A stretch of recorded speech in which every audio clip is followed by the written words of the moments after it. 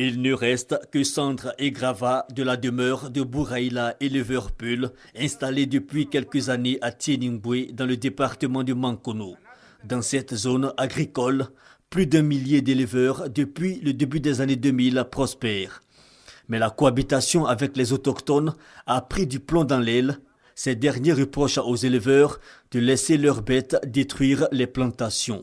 Le 13 juin donc, les jeunes de la région, sur ordre de leurs responsables coutumiers, s'en sont pris aux éleveurs locaux. Il y avait des bœufs ici, il y avait de l'or, de l'argent blanc, une tonne de maïs, il y avait de l'argent liquide aussi. Après la fouille, maintenant ils ont mis feu. Maintenant ils étaient capturés pour les amener dans un village qui s'appelle Ouidala. Plus d'une centaine de bêtes emportées par les agresseurs. Bouraïla a pu retrouver quelques bêtes. Daosekou, installé dans ses bois, a eu moins de chance. Il dit avoir perdu plus de 200 bœufs. Et c'est de ce village, Ouidala, à 5 km de là, qu'est partie la fronde. Ce jeune agriculteur, comme plusieurs autres vivant ici, dit sans cesse renouveler les plants détruits par les bœufs des éleveurs. Ils ont eu à détruire à peu près tout mon champ et à chaque fois je replante. Des griefs portés depuis toujours à l'attention de l'autorité administrative, mais restés lettre morte selon le vieux Kanté Vanli, chef de canton du Korodougou. Excédé donc, il ordonne une première action en mai. Une bravade contre l'autorité qui lui vaut d'être emprisonné à titre préventif. Un matin, je partais dans mon champ, qui allait trouver que les bœufs sont en train de détruire 6 hectares de maïs. Je suis allé à la gendarmerie et à la sous-préfecture à maintes reprises leur tenir informés. Et cela n'a abouti à rien. C'est ainsi, j'ai dit aux jeunes, allez-y à la chasse des bœufs. Leur chef en prison, les populations locales y voient un parti pris de l'autorité. Et le vieux Kanté Vanli, une fois libéré, remet le couvert.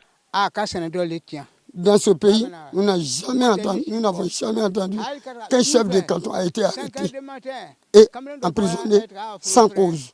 Voilà pourquoi mes enfants se sont levés, parce que leur papa, leur frère, leur aîné a été emprisonné.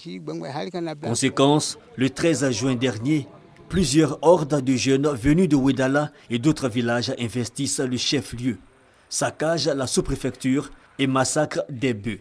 Scène de pillage identifiée aussi à Braïmadougou, à 25 km de là. Le sous-préfet, d'ailleurs disposé à nous parler, n'a pu obtenir l'autorisation de sa hiérarchie. Et les positions jusqu'à maintenant semblent bien tranchées. On en a marre de ces hommes. Si tu vois nos champs dans un cadre incendié, ce sont les peuls qu'il faut. J'en ai témoin un jour dans mon champ.